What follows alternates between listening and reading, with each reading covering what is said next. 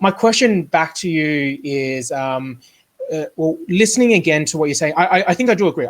That just by saying to people sitting in it is no good, because I think there needs to, not needs to, but it's useful to show people the path forward, right? It's no good just to point to someone and say, you're stuck. It's like, great, okay, well, what do I do? But I think perhaps deeper within what you're saying, there's a point about saying helping people develop that self-awareness and recognizing where they are as well. So whilst there is a path to take, it can be useful to kind of give people all the tools to go, okay, well, first let's identify where you are. If you're feeling sad, when it's okay, you don't have to jump towards this positive message out here, but it's also equally useful to kind of go, well, understand this is where you can sit right now. And that the next stage might also be here. And then the next stage might be here. But eventually you can also get to this point too. And so helping people be able to almost map where they are across that journey can be one of the, I guess, ways out of, I guess, being in a negative space, but also allows for, allows us to combat toxic positivity in that particular way too. Yes, you're spot on there. The thing is, when we put out an article or a video, we don't know who's watching and we don't know where people are at. So let's imagine that, from any emotion, negative emotion, to feeling good, there's 10 steps. Okay. And step number 10 is when you are in bliss and happiness. You might be talking to somebody who's at step 9, in which case, you can say just snap out of it. You just got one step. You can be talking to somebody who's step 1 and they have this whole thing. It's not going to be just snap out of it. So, and I guess that's the challenge with these platforms of talking from one to many, is you don't know the people you're talking to, where they're at. And that's where it comes back then to the people to also understand, is this message for you? It's not because you have access to the message that means it's for you right now. I really like the way that you articulate that, because it is a case, it definitely is a case of understanding that there's different messages at different points in time.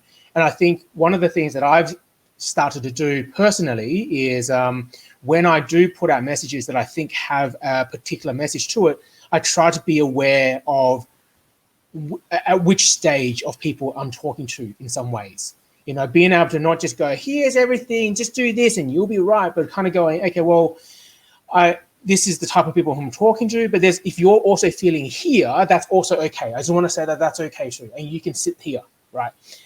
But these are some of the other pathways, and we can keep adding and layering messages on top of each other that complete that full picture. So I think that's definitely really appropriate, because I can only say that to come back to, again, toxic positivity, I do think it is a thing, but I think it's only a thing insofar as if we kind of just very crudely skim the surface of all these positive messages out there, and if we kind of shallowly think, oh man, just tell me that I can be happy just by thinking happiness, then I think we contribute to that toxic positivity.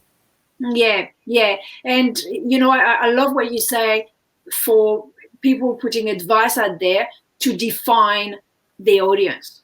So, if you're feeling overwhelmed, all right, let me tell you right now, this is coming from your thinking. You're just going round and round and round and round in your head, and stop it.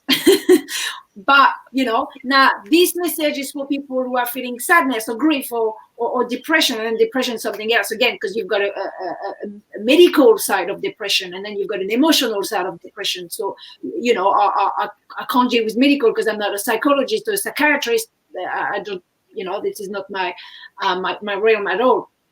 Probably need to have different names as well for it. But then, all right, if that's where you are at, rather than saying, if you're feeling blah, or if you're feeling all of these, then meditate, have some water, go for a run, because you can't be that broad. And the other thing that you were saying, it's also for, as you said, for yourself to realize where you at, have this, this awareness of where you at. And the thing with toxic positivity, it comes in two ways. It can come through the articles that, health professional, well-being professional are going to put out. But it comes also in one-to-one. So say we're having a call, we're good friends, you call me and you say, oh, Nat, I'm feeling a bit down. Oh, Scott, you're just not thinking the right way. What's the goal in this? And look for this. And what are you grateful for, right? Every morning, 5 things you're grateful for. What's happening there? And for you guys out there, if you catch yourself doing that, or if it happened to you, it's just a lack of listening skills. And when somebody tells you that, the best thing you can do is not give any advice, but ask questions, which is what you do in a coaching sessions, right? You don't assume anything. You don't assume where the person is at. You go, okay, well, tell me about it. And then you might say, oh my God, I've just got all this stuff to do. Okay, well, what has that happened to you before? What do you normally do when it happens? I'll make a list. All right, well, can you make a list? Oh yeah, I could make a list. All right, thanks, buddy, bye. Or it could be, I'm really depressed. I've got this stuff coming up. Just broke up with my partner or whatever it is. Okay, well, and then it's about finding empathy. Sometimes people don't want a solution. They just want to talk out and say, this is where I'm at. This is how I'm feeling. Just it sucks. And just doing that sometimes it's really good. But you also have to make sure that when you're receiving that, you're in a space where you can receive that, because it's a bit of unloading, and energetically, if you're not in a good space yourself, it's just then you're gonna be the one needing to call somebody in.